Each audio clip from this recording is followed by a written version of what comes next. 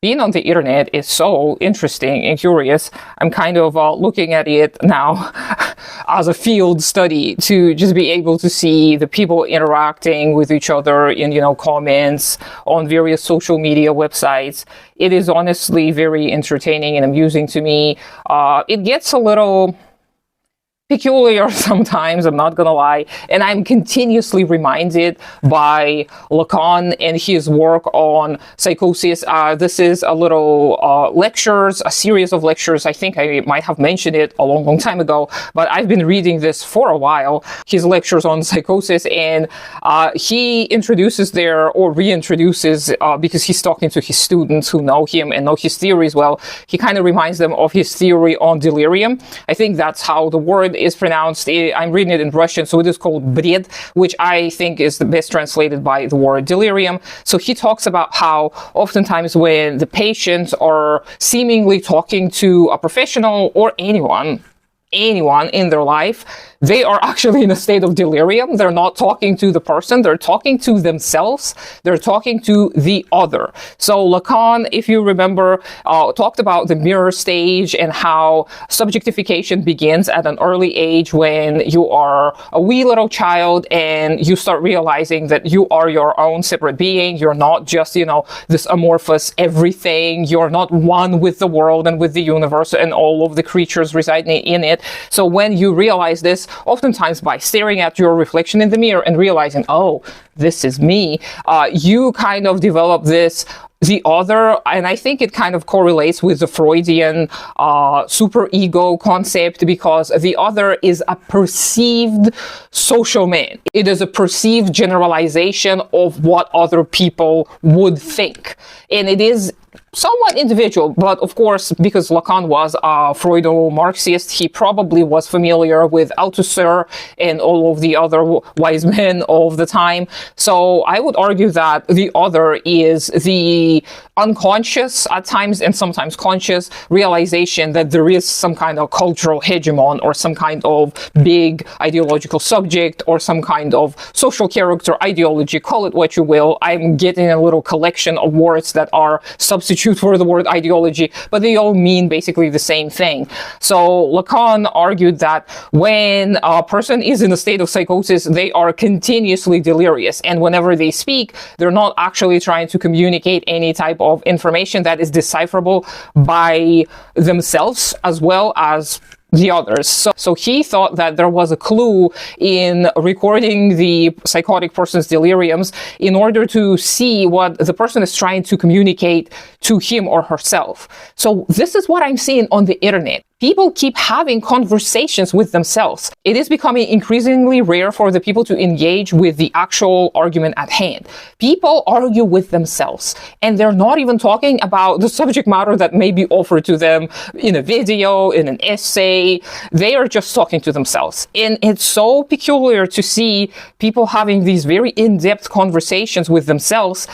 And my question is, like, do you guys not realize this? You're not talking to anyone. No one is listening to you. No one is responding to you. Why are you talking? Who are you talking to? I wish people learned about this Lacanian delirium because it explains so much. And we all do this at times. Lacan actually famously argued that not only psychotic patients experienced bouts of delirium, normal people, and he kind of had this whole thing about what is normal in this crazy capitalist world. Who is normal? We're all kind of flavors of crazy. We're all just all kinds of shades of crazy. So he argued that every single individual would go through bouts of delirium, and he kind of pointed it out. He said that there are some key features in every individual's delirium, but you've got to know their trauma. You've got to study their trauma history in order to kind of clock their delirium.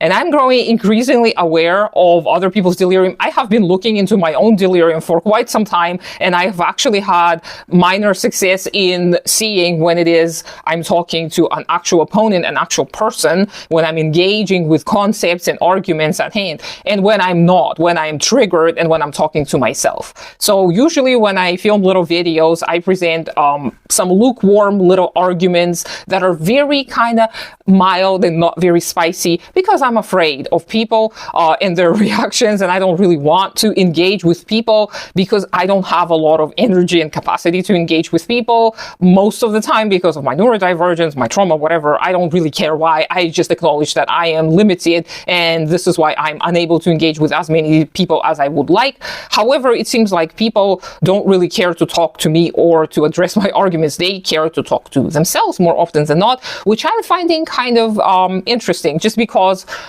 it is very isolating, I think, to only talk to yourself. And mind you, I talk to people all the time about all of the things that I present to the internet.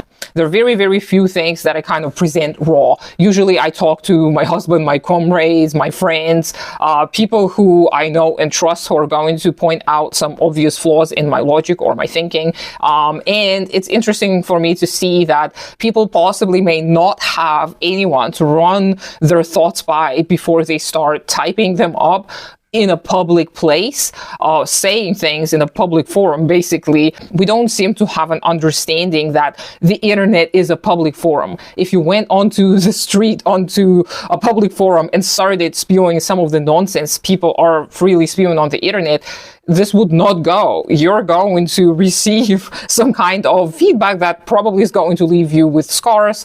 But on the internet, it's free reign. People just want to say whatever delirium they're currently are facing, which is honestly sad. That means that people are so isolated, so alienated. They really don't have many people to talk to.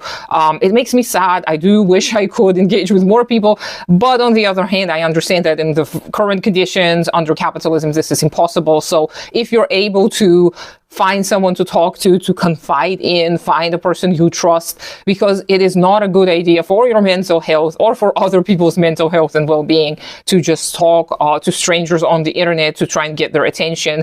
Yeah, this is just what I wanted to share today. Let me know what you think. Read Lacan. Tell me what you know about Lacan. I'm finding it difficult to read him consistently because of his writing style. He was kind of pretentious, like many of the people were at the time, and like many smart people tend to be. So it would be helpful also if you pointed me out to some more of his works, because I'm having trouble finding some of his works. Not many of them are available on the internet. I couldn't even find hard copies of many of his works, unfortunately. I'm going to keep on looking. So again, let me know what you think. Consider supporting me on Patreon. Do take care of yourself and your community first, and I'll talk to you sometime later.